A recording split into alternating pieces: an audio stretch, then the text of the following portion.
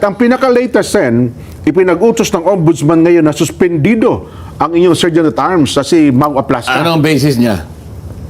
Yun daw pong, nauna siya nagpaputok doon sa Senado. Binaliwala niya yung presumption of regularity sa pagganap ng tungkulin ng isang public servant. Ano ba ang trabaho ng OSA? Di depensahan po kayo, siyempre. buong Senado. Security.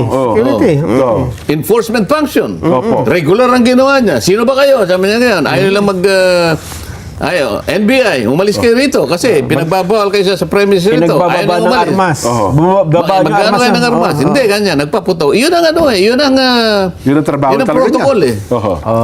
Bakit si Matibag at mga NBI na pumasok sa bulwagan ng Senado, wala siyang ginawa. Diyan makikita po ninyo kung paano ang pagkakaiba, yung totohanan na pagpapatupad po ng ating mga batas. Bakit si Trillanes pumasok doon, nagwawagayway, nagseserve ng warrant of arrest, hindi man lang pinahuli ng ombudsman? Pinailan ba? Wala po. So yun pala, so pwede bang questionin yun? Kasi parang, kailan bang implementasyon ng suspension? Kaya sinasabi ko sa inyo, questionin mo. Kaya ko sinasabi na. Di ba? Kasi kung ganun pala ang ginawa niya, Binugbog nila yung isa sa miyembro ng usahan namin.